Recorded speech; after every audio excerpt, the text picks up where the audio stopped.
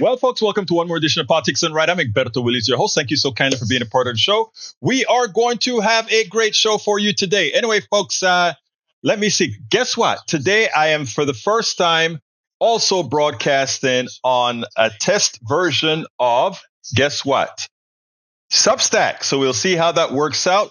I guess I need to do something because it looks like we're not getting the full screen in the right way. I got to figure out how to do that. But we are here on Substack. Anyway, let's see. If I move this way, let me figure out which side do I move to get centered in Substack. Oh, I guess it's this side that I move. All right, there we go. Anyway, folks, we are going to have a great show for you today.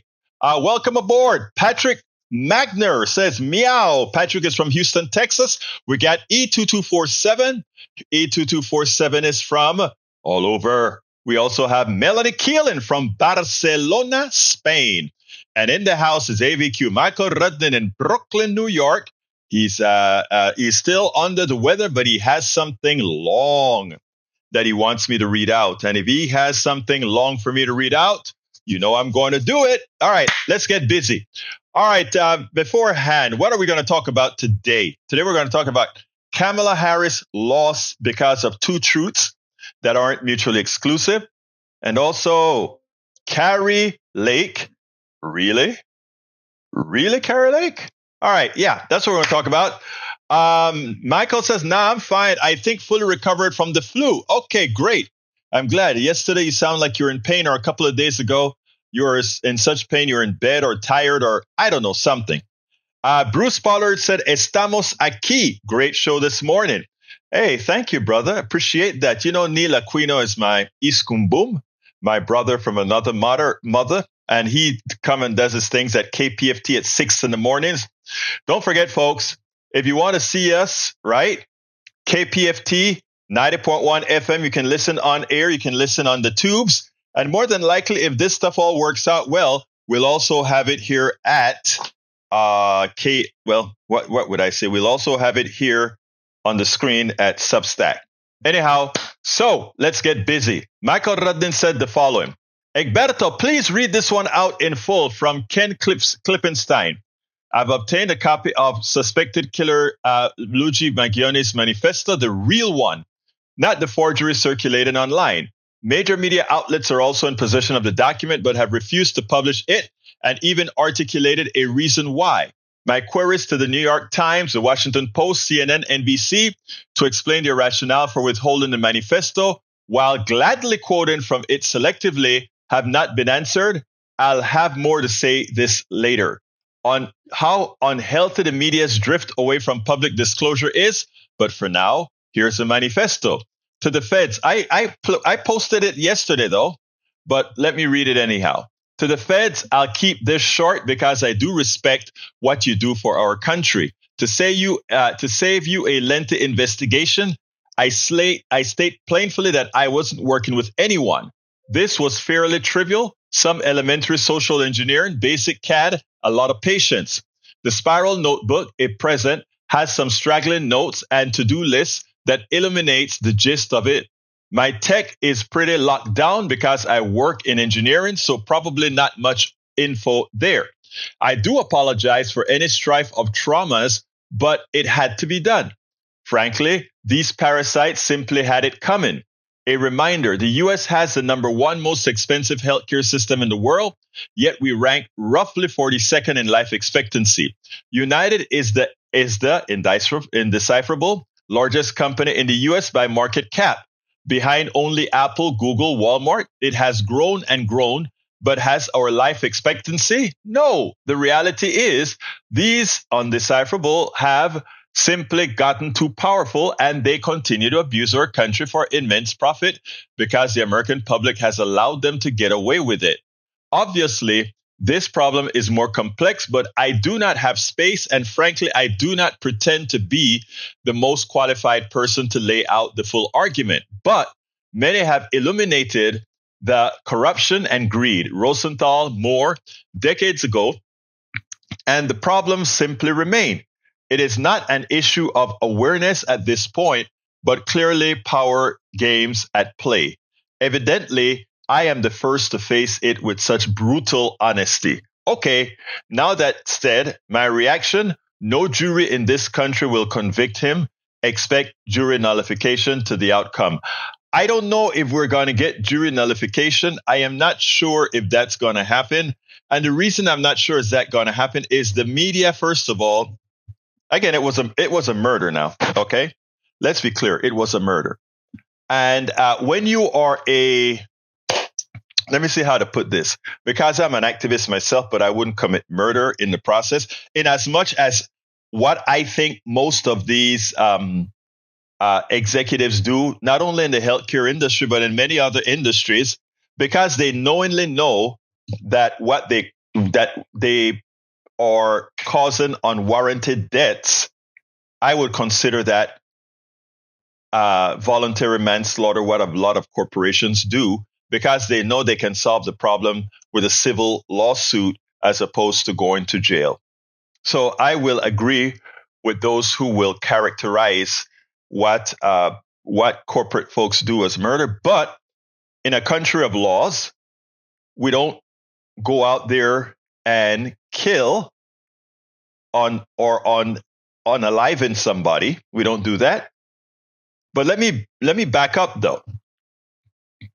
For those who decide to do that, they should do that knowing that because we are a body of laws, that they will ultimately pay the price for breaking the laws that we currently have, with the expectation that maybe in the future people would say, that was a war. Because I want to back up a bit. I'm not playing Mr. Goody Two-Shoe here. Because we as a country, when we want to get something that we want, as long as it's outside of the country or even in the country, our country has carte blanche to go ahead, maim, kill, hurt, harm, and nobody calls it murders, right? When America went into Panama, and I use this all the time because that is still PTSD on my psyche. When Bush invaded Panama and killed thousands of Panamanians, purportedly to arrest Manuel Antonio Noriega because he was selling drugs into the United States, then that was considered okay. Nobody went to jail for that or that. So I can see my brother Michael Rudden's premise.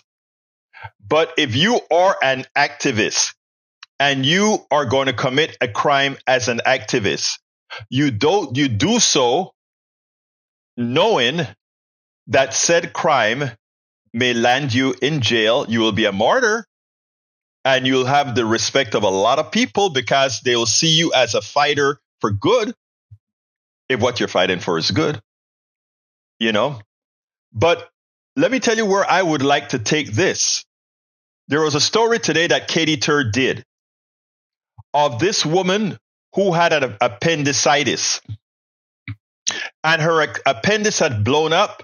She had to get to the hospital quickly. The ambulance took her to the quickest hospital they could get her into. She got her procedure done. Everything was A-OK, and everything was denied by the entire surgery was denied by the insurance company. And that person appealed 3 times. And on the last appeal, they told her it was her fault that she didn't go to a hospital that was in network. It was her fault that she didn't go to, the ambulance took her. She is in utter pain. She is fighting for her life. And we are saying we have a healthcare system that while you are fighting for your life, you have to be concerned about how do I get to the right hospital. I had a high blood pressure crisis at KPFT 90.1 FM in Houston once. My blood pressure got up to 240 over 1 something, and I was like, I think 141. I don't remember. It was real high. And I felt jittery, and they took my blood pressure. And when I saw that, I thought I broke the machine the first time, took it again, and we finally got a pressure. I started to drive off. They called the ambulance. The ambulance came. Long story short, I went into the ambulance. They gave me oxygen. They gave me all kind of brought the pressure down to acceptable. I think it went down to like 190 over 120. I don't know, but crazy numbers still. But I asked them, they asked me, what hospital do you want me to take you? I don't know. I don't know all the hospitals that I need to, what is in, out. So I told them, I don't know. But I said, wait a minute. Is this going to cost me for you to transport me to the hospital? They said, oh, yeah. I said, if I get out here now, will it still cost me? They said, no, we have to deliver you somewhere for it to cost. I said, bye-bye. I jumped in my car and drove to one of the emergency rooms. Okay? There's another story for that emergency room I won't go through right now. But the fact is that it is so easy for you in your stress time not to know where to go, and to have a healthcare system that depends on you knowing these things to go ahead and put you over is murder. Now, a lot of people, because they have to figure out what hospital they need to go to, they don't know if something is covered or not. They feel a pain in their chest. They say, you know what? I don't know if this is covered. I'll just take an aspirin. I'll just take something for the pain, and they die. That is a known outcome. The insurance companies know that doubt in people's minds will cause people to die. Voluntary manslaughter, because they know that the act that they have will likely create dead people. So to claim that somehow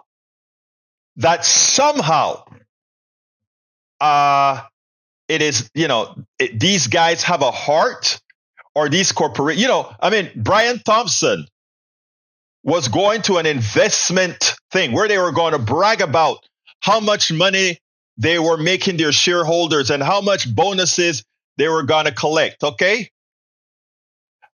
And that is so obscene when you understand that every bonus they get, every money the shareholder gets is healthcare denied to somebody else. It's a death of somebody whose healthcare wasn't going to be paid.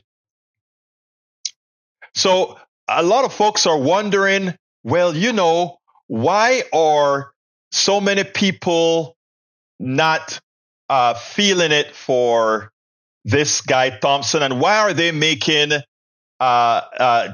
Luigi, what is his name? Luigi Gaviani or whatever his Giovanni or whatever his name is. Why are they making him a hero? Because the people are fed up. They know that they're dying. They know. I want to play something that I played yesterday again, because I think I don't know how many people got to see it. So let me go ahead and play this. But let me go ahead. And by the way, guys, I think I got all my configurations correct for the system, both to tie into Substack and tie into the telephones. I think I got it all covered now. So later on, I'm going to ask one of you guys to call in to make sure that our setup is working correctly, working the way that it is designed to work. But before I do that, I want to make sure and play this one for you, and then we'll get started. Check this out. We'll take it on the other side. As you know, they're trying to make it that anybody who talks about the reasons that Mr. Luigi went ahead and killed and unalived the CEO, that if you somehow try to get something out of it, you're being so bad. And, too many Democrats as well are calling out people who are using that as a catalyst to talk about the failed healthcare system. Well, I think it's a TikToker or Instagrammer, had quite a bit to say. and it was picked up by MSNBC. I want you guys to listen to this, and then we'll take it on the other side. Within minutes of the shooting, people began to rage at a system that isn't working and a healthcare industry that puts profits ahead of patients. But instead of feeling heard by American leaders, many felt their anger was being willfully misconstrued. I am still watching the reactions of establishment Democratic politicians to this United Healthcare assassination and increasingly realize why we lost the election.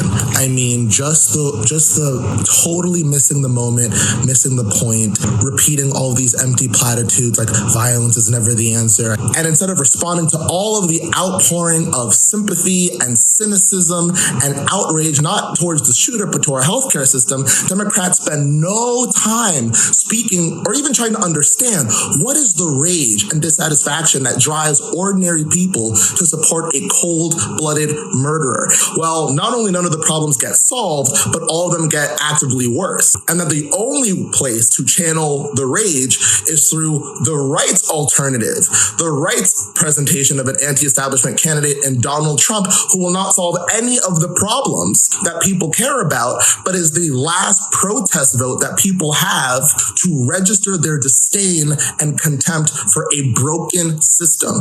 As long as Democrats are seen widely to be the party that is the spokesperson for the system most Americans despise, and that events like this just allow that reality to burst forth to the surface in a dramatic way, we will never recapture the political discourse from the right.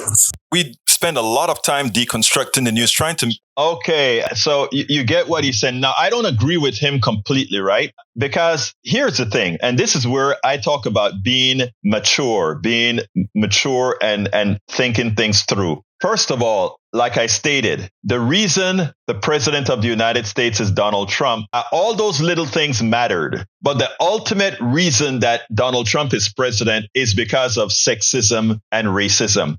With all those issues, healthcare, healthcare, Gaza, all of those reduced what Kamala's percentage, definitely so. It probably also kept people at home. But the reality that she lost is sexism and racism, that the majority of white women voted for Donald Trump. Somebody they knew would hurt their mother, their daughters, or some one of those. There can only be one answer. That so many male Latinos decided to vote by majority for Donald Trump. Again, strong sexism with a degree of racism. It's hard until and that's why I want folks to read the article that I put in there, because it's important. She lost votes because of Gaza. She lost votes because of different different issues. But those weren't the mass exodus that caused the loss. You can look at the numbers. North Carolina is probative. The senators that won in Wisconsin is probative. The senator that won in Michigan is probative. So let's be clear here. America has to acknowledge deep within that it has a racial and gender problem, a sexism problem. And when we solve that problem, we can stop otherizing others and be able to really elect the best person for the job. Donald Trump had already proven to us that he was a lousy president. He allowed a pandemic to get out of hand. He allowed, he misrepresented people. He took us out of the Paris Accords. We can talk about how this guy was a clear and present danger, not only to the United States, but to the world. And as opposed to the American people saving the world, the American people put the entire world again in jeopardy. They put the Defense Department in the hands of Hegseth, a man who hates women. They put our DNI in the hands of a woman who we know is incompetent for that particular job. We know he attempted as Attorney General to put a sick rapist as Attorney General. That is who we elected. Well, not we. That's who right-wingers elected. And those of us that didn't vote, you did that election as well. But again, he didn't win because of what the brother just spoke. But what the brother just said is just as important. And that is Democrats got to get with the program that actually says we understand that killing is wrong, but we also understand that we need a new healthcare system altogether. Punto y final. Actually, that is right. Punto y final. Anyway, folks, let's see. Yes, Brudden, it's funny. Mark Zuckerberg gave Trump's inauguration fund $1 million. Buying access, maybe? Of course, that's what it is. I am going to have a special with a special person who used to work for, who was a contributor to a very progressive network, who quit on air because that progressive network as well is trying to cozy up to Donald Trump in the fashion of making the right wing seem plausible.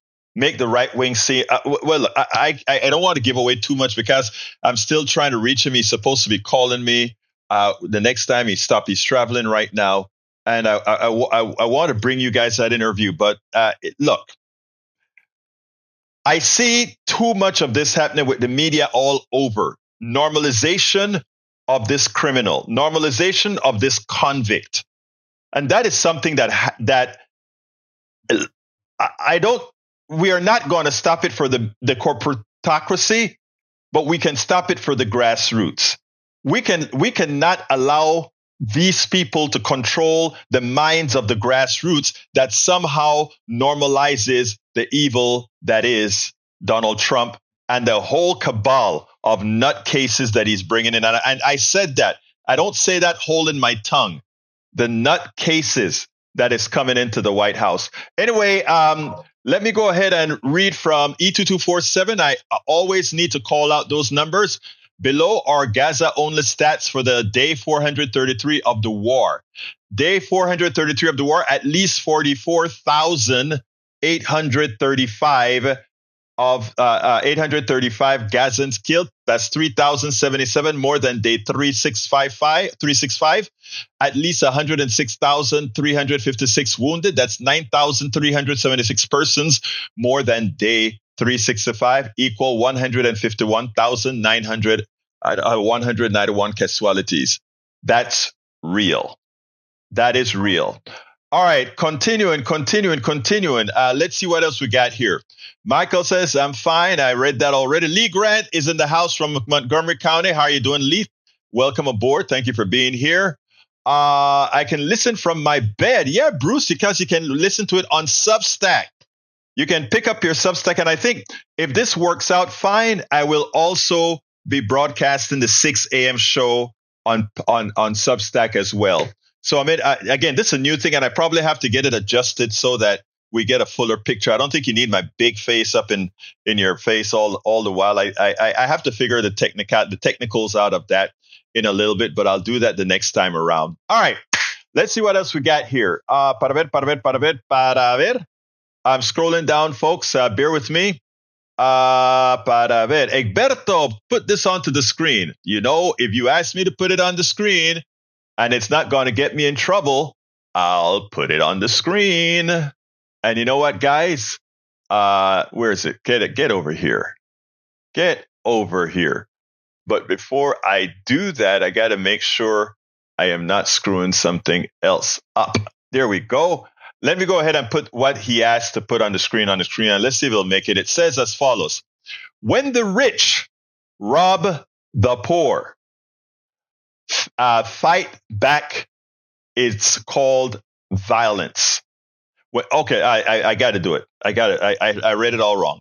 When the rich rob the poor, it's called business. When the poor fight back, it's called violence. That is so true. That is so true. And, you know, I gave the example of what occurred in Panama. Right. But that is for another day to continue. All right. Yvette Avery Herod from Atlanta, Georgia is in the house. How you doing, our beautiful Yvette? Great to have you here. Para ver. I think, let me see if there's another. Okay. That is the same chat. That is the same one. What else we got? Mike Cisak says BLM influencer calls for violence to change the status quo. Oh, wow. Oh, my God. You know, we have 3%. We have the some kind of boys. All of these guys doing violence. You got one person from one group, and you guys try to nationalize that. We won't fall for it at Politics Done Right. We report the truth. All right. Let's see. Michael Radin says Italians in my neighborhood even joked about that earlier, that it sounded like an Italian name, though the joke was lost in translation. Okay. Michael Radin says if so many people weren't desperate to the point of desperation when they got news about their insurance coverage being delayed or denied, maybe this wouldn't have happened. Again, this is where the dangers are. Michael Rudnett as well says, Egberto, one for the screen. Another one, Michael? All right, I'll put it on the screen. And folks that are on Substack, since we're only showing a little piece of the screen, I am going to try to figure out how to put the full screen on Substack the way our brother Tom Hartman does it. I'll figure that out. But like I said, today's the first test on Substack. For those of you who are not there yet, go to Substack and subscribe to my channel, egberto.substack.com, or you can get to it via politicsdoneright.com/newsletter. politicsdoneright.com/newsletter get you to my Substack, and then you can actually, if you get download the Substack app, you can actually do what again?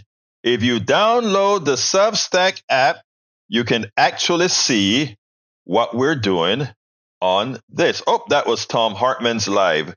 Let me see if it'll let me show my live. So here we go. Para ver, andate hombre, ¿qué es lo que te pasa? Vamos a ver ahora mismo. Okay. All right. But anyway, you get on Substack, you can see our live on Substack if you get the Substack application. So get a Substack application. Go ahead and subscribe to Egberto Off the Record. And we're likely going to be playing this twice a day, meaning we're likely going to have the program on at 6 a.m. Central and 3 p.m. Central on Substack, if this works out good. And so far, it looks like it's working out very well. It is scrolling well. It is streaming well. There are no delays. Well, Substack has an automatic delay. It looks like about 5 to 10 seconds. I'm not sure how much it is yet. All right. Let me continue reading your stuff before I go into what we really want to talk about today. All right, Michael Radin said, Egberto agreed. Our last election showed that ours is a deeply racist and sexist nation. The downside of that realization that we have to grasp and deeply reckon with is that Democrats can't run a woman or a minority on the presidential ticket again for over a decade. Gonna hear boos from the AOC 2028 crowd? I am not sure about that yet, Michael. And let me tell you why I'm not sure about that yet. Donald Trump, and let's just do the numbers, Michael. This is very, very important what I'm going to tell you. Let's do the numbers. And Bridge MCP is in the house, our beautiful Bridge from Binghamton, New York. Girl, love you. Love to see you here. Before I give you the answer, let's go ahead and put Bridge's picture on the screen. Bridge wants this on the screen. Bear with me, Bridge. Whoa, where did it go? I lost it. There it is. All right. Come on. Come on now. All right. Did I get it on the screen for Bridge? Yeah, there it is. In a 2019 article for Time on Hitler's legacy, editor-at-large Jeffrey Kluger discussed the magazine's naming of Hitler as Man of the Year for 1938, writing, that choice abided by the dictum of Time founder Henry Luce, who decreed that the Man of the Year, now Person of the Year, was not an honor, but instead should be a distinction applied to the newsmaker who most influenced world events for better or worse. And the reality is, I think that fits the bill for Donald Trump, for real, right? He did, in fact, change a whole lot for this year. In fact, the world is going to go through, in what we'll say in Panama, va a pasar páramo.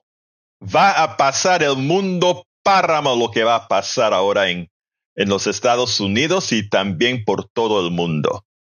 And of course, Bridge, let's see, is that another thing you want to put on the screen, Bridge? Let's see, what's the other one? Okay, all right, let's put the other one on the screen as well.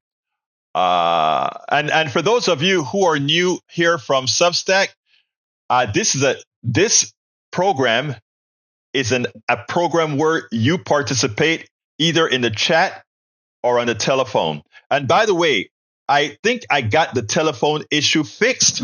I would love somebody to call us at 281-823-7747. Again, that is 281-823-7747, so that we can test it out and make sure that the phone system is working fine. But while I do that, let me read Bridges' second post, which says, more important and more relevant to death of expertise, however, is that conspiracy theories are deeply attractive to people who have a hard time making sense of a complicated world and who have no patience for less dramatic explanations. Such theories also appeal to a strong streak of narcissism. There are people who would choose to believe in complicated nonsense rather than accept their own circumstances are incomprehensible. All right, there we go. Mr. Magner, can you hear me now? Yes, sir. Did you finish reading? Go ahead and finish. Yeah, let me finish reading that piece there. It said now, there are people who would choose to believe in complicated nonsense rather than accept that their own circumstances are incomprehensible, the result of issues beyond their intellectual capacity to understand, or even their own fault. And that is what's happening right now. People are the plutocracy understands that if we apply carnality, the old human carnality, that what we can do is have people react not on sensible stuff, but on crap when it's tied into sexism, racism, and all the other isms. But anyway, let me hear you, brother Magna. Well, I was going to talk a little bit about the shooter. I shot you a one-liner on the chat.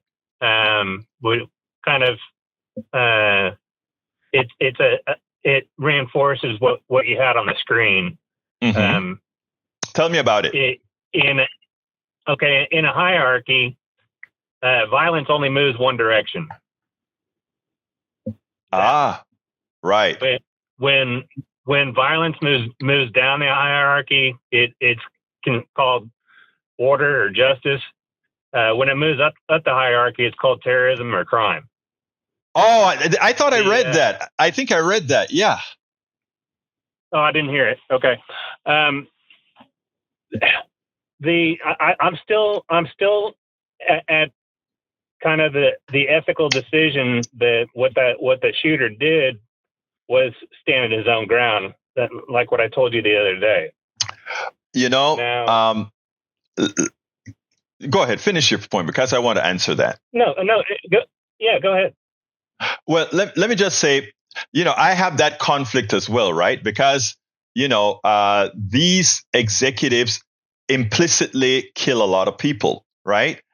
But we don't have a society where if a mass unaliver gets rid of 30 people, our laws don't allow the mother or the father of some of those people unalived to go do the same. We have a system of laws that then supposedly put that person away for doing X, Y, and Z, right? So, I don't have an ethical problem. I wouldn't do it. Personally, I wouldn't do it. Now, when somebody else does it for whatever reason, if I were on that jury, that would be where I start to have an issue. I may at that point start wondering, is this the appropriate time to do jury nullification or not, which is a thing. But as far as me telling society as a radio host, it's the wrong thing to do. Go ahead, my brother. Okay. Well, that's just it. We have a justice system that does not take into account that people further down the hierarchy being injured should be given justice, and we're not. Mm-hmm. Now, Right. That CEO was involved with a fraud. He was selling a product that malfunctioned, that did not do what it was sold to do. People put in money into a product to pull up, and within the intention of having medical care once the time happens, and they're denied that. That's fraud. Mm-hmm. Not only is that fraud, it causes injury. Not only that, there's more than one person involved, and that makes it a conspiracy. Very true. Now, let me ask you this: if you think if I was outside a school and I started witnessing a shooting and I was armed, but I wasn't the one that was in jeopardy, and I killed that person that was in that school, do you think that I would go to jail? The truth of the matter is, put it this way: if they arrested you and put you in front of a jury, I would completely say you're innocent, and not only that, but you're a hero. But I am not a lawyer, so I don't know what the law actually says there. Do you know? I would hope that I would get off, right? Because I was stopping a suffering. I was stopping violence. Mm-hmm. I mean, I would hope so too, right? Yeah, working on behalf of other people for self-defense. I don't see what this guy was doing much different at all. We've been conditioned to accept the violence from higher up on the hierarchy, and this guy didn't. This guy was willing to put himself out there to bring justice to everybody else. Let me ask you, Patrick, would you do it? Yeah. Would you do that? Because again, you and I both agree that what the insurance companies are doing are they should be charged with voluntary manslaughter. I think it should be at least voluntary manslaughter. I think both of us believe at least that. Now, would you go ahead and do that, you as a person? I've been a pacifist for more than 20 years, and after October 7th, 2023, I've been rethinking that, and I've put a tremendous amount of thought into it. And right. This isn't. Go ahead. No, I read you. Let me tell you. I mean, this it's an ethical dilemma, because here's the next thing, right? Suppose this act by this young man actually, because right now, if you look at MSNBC, only one reporter right now, Katie Tur, has been really hitting it hard and putting on all these people that were harmed by insurance companies. She's putting it on. I'm like, I can't believe they allow her to do that, but she's putting it on. Suppose it actually changes something, and then so what his act did was successful. What would be, what that would say that act did save people's lives, and then it falls into the first thing that you said, right? Yes. Wow. Yeah, I read you. It's a difficult. Yeah. I believe that we're having a difficult time seeing this person as somebody that did good, because we've been conditioned that way. And I'm very careful in saying that, because I mean it disturbs me to say that, but I tell you all the time that this society is broken. I think this is another area where the society is so broken, we will demonize somebody that was justified to continue the lifestyles of these super rich people. Now, it's already made change, because one insurance company was changing the policy to where they were going to limit the amount of anesthesia somebody was going to have, which means if a operation went wrong and you had to have more anesthesia than the typical surgery, that typical surgery would take, you would end up with a gigantic bill when you wake up. That is what And Anthem tried to do. Yeah, well, they made that change the day after this guy got killed. Exactly. So exactly. he has pushed some change, and if you've heard the term "eat the rich," yes, what this is exactly what eating the rich would look like to me. Right. Well, the thing about it is, it is the rich is so savagery, harming people right now, that you wonder what, again, these are difficult questions right this minute. They're very difficult questions right now. So, I mean, the question is, again, what do you do? But I read you. Anything else on the subject, my dear brother, before I move on to some of what I wanted to talk about today? No, but I think that we should all think about this as not being so black and white. Amen.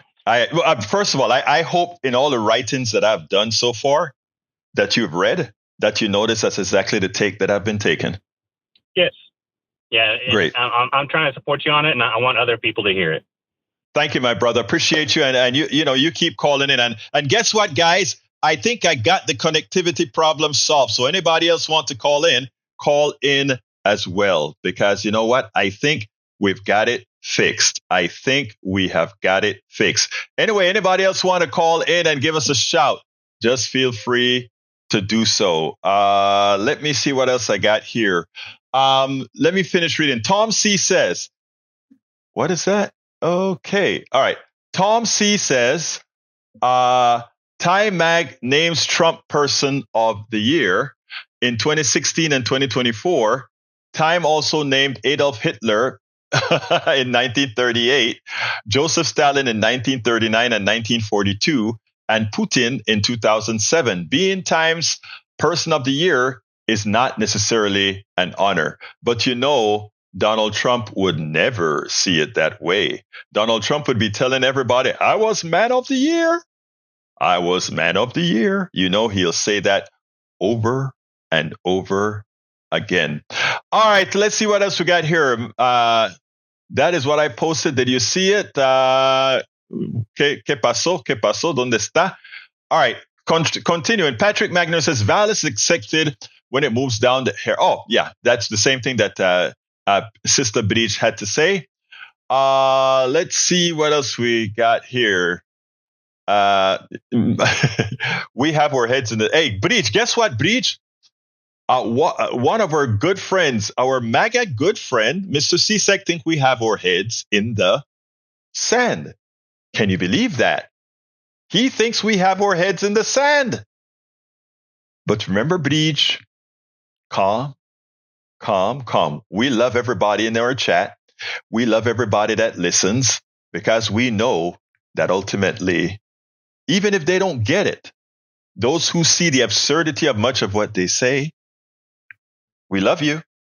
They will continue to help us spread the word. Anyway, folks, let's see what else we got here. Making false claim. False claims doesn't justify murder. We have the judicial courts to settle injury or criminal act. Yeah, but what happens when somebody gets killed? And how do we stop people from killing other people, right? Please tell me, how do we do it? We just what the United States does is they just go blow something up, right? You can talk about judicial system, but I'm from Panama. And the United States killed 10,000 Panamanians to get Manuel Antonio Noriega because he was facilitating drugs into the United States. He was a capitalist, giving the United States what they wanted, which was drugs. Same thing Mexican president told to Trump. Hey, guy, you can throw tariffs on. We'll throw the tariffs right back on you. And by the way, Trump, it's not us who are druggies. It's your folks who are druggies, Trump. You guys are the ones on drugs, not us. So you should fix your drug problem instead of trying to throw tariff to ask us to fix your drug problem. And by the way, Trump, those guns that come over here and that are killing a lot of Mexicans, guess where they are manufactured? Guess where they're from? They're from the United States. So you're bringing death into Mexico with all those guns. You see? Be careful how you point fingers. They point right back at you, they point right back at you. Okay? Now, today's program, I wanted to really talk about it. I only have about 10 minutes to do this. Unless somebody else calls, please feel free to call and discuss this issue as well. 23823-823-7747. Let me tell you something, because this one irks me. I love Les Leopold. Les Leopold, he has an article in Common Dreams called "Should the Working Class Candidates Run as Democrats?" And this is the premise that he has. The premise that he has is that the Democratic Party has lost the working class. Okay? The Democratic Party has lost the working class. Yeah, that's what we're seeing. And the reason the Democratic Party has lost the working class is they're pretty much in bed with the corporations, etc., etc., etc., which is true. The neoliberal faction of the Democratic Party is, in fact, in bed with the corporatocracy, no less than the Republicans. In fact, the Republican Party is trying hard as hell not to have policies that Democrats want, and even our neoliberal Democrats, policies that they want that would make life better for the working class. So we have two things here. We have a Democratic Party who is too close to the corporatocracy, the neoliberal portion that is. Then you have the Republican Party that is entirely in bed with the billionaire class. Now, you still have many in the working class. They have those two choices, right? And why do they have those two choices? Because in the darn primaries, when the super progressives are running against many of the neoliberals, who do they elect again? They elect the neoliberals. The progressives are saying, these are the things we want to do. Elect us in the primary so we can go up against those billionaire Republicans. So what does Trump and his minions do? They triangulate. Because they're fantastic liars, they lie to you and say they're going to do all these things that we know their policies don't support. But it's deeper than that. The working class that Trump is talking to, they know the truth. They know that Donald Trump lies. They know that he's really not going to give them anything. They know that when they talk about the economy is a crock, because again, the economy under Biden, sans inflation, it was and continues to be better than the economy under Trump. Obama passed Trump a great economy or a good economy, and Biden is passing Trump a great economy by the numbers. I'm just talking about in the aggregate, not on an individual basis. Now, Donald Trump is inheriting the best capitalist government, the best capitalist economy. And by the way, who gets screwed in a capitalist economy? The working class. All right. So those of us who want to have a free enterprise economy, enough of us didn't win, but we still had a lot of influence on Biden so that Biden would have passed in his first year the type of policies that help people, that cut poverty in half. We did it. We passed policies to bring back manufacturing. We did it. We brought back infrastructure spending that created a lot of jobs. We did it. Donald Trump said he was going to do all these different things. He never did it. Okay. So now, Mr. Leopold, which I like, tries to now throw shade at those in the Democratic Party who simply say that the real reason Harris lost was because of sexism and racism. He takes exception to that. All things being equal, it is naive to believe that those people who voted for Donald Trump, those people who know that Donald Trump would take away the privileges of women. Those people who know that Donald Trump was going to do a whole lot of these things for billionaires, etc. They knew also that he was likely to cut a lot of their programs, that they would still vote for him. No. The only thing that Donald Trump needed to do to convince a lot of people to vote for him was to play the card that this woman, are you going to really have this woman with a pigment? And he used every form to tell Americans that how can you have that as your president? They try to make her dancing look like it was not presidential, even though he looks like a fool dancing trying to be presidential, right?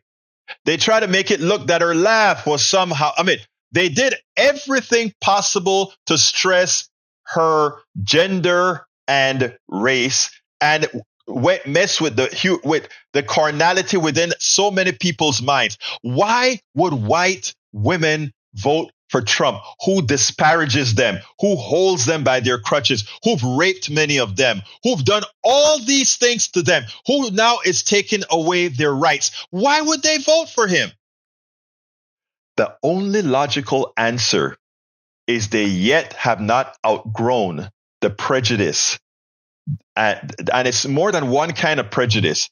It is gender, it is race, and it's that patriarchy. And that occurs in every person, right? There are so many people that just don't envision what a professional looks like, what a president looks like. When I worked in engineering at companies, I give you a quick story. This one hurt to the core. Our company had a product called Solar Flow Plus. And they thought they were going to have to redesign this entire product because they needed more memory to store data for 30 days, because it was going to be out in the desert and if the transmission signal went down, that computer would be in the middle of the desert and would lose the data. So my boss brought this whole thing to me, the code, everything, the technical specs of this computer. I looked at the technical specs and everything, and I said, oh my God, sir, I can fix this problem. You don't have to redesign the computer, because that would have to go through something called intrinsically safe policies through the government for regulations, etc. We could simply change the software, and I can create a fix between these two computers. I could use a computer not designed to do something and make it do it. And they went to the person who created the product, and he said, no, that can't be done. I finally talked to the person who created the whole company that created the product and say, this is how we would do it. And he said, oh my God, that's ingenious. We can do it. So the project that was supposed to take a year was completed in 2 weeks. It went through testing in about a month, and they went ahead and called the company. The company was in shock. This was supposed to take a year and all this investment. How comes it's so? So it's time to go ahead and give them what was done. My boss comes into my office and he says, Egberto, your time is too valuable. By the way, I just got through with that project. I have nothing doing at this point in time. He says, your time is too valuable. And he brings in John, not John, I think it was Tim. He brought him in and he said, tell him everything that you did, because he's going to go into the conference room and discuss this with the executives from the company. And the executives from the company only saw him. And every time they ask a question that was outside the bounds, what happens if this? What happens if that? What happens if we have a storm? What happens if we have all these things?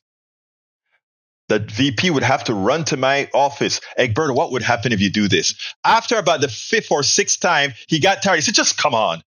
And he took me to the room. And all the eyes of all these damn engineers. I have that. By the way, I spoke about that in my book, Tribulations of an African Latino Man, right? And by the way, you can, those people who are paid subscribers of my channel, read all 5 of my books free of charge, and any subsequent book that I have. So, hey guys, subscribe, and not only subscribe, be a paid subscriber. And guess what? You read all of my books, and I got a lot of other stuff, other perks that are coming. And the experience was that they weren't used to seeing. This was back in the 80s.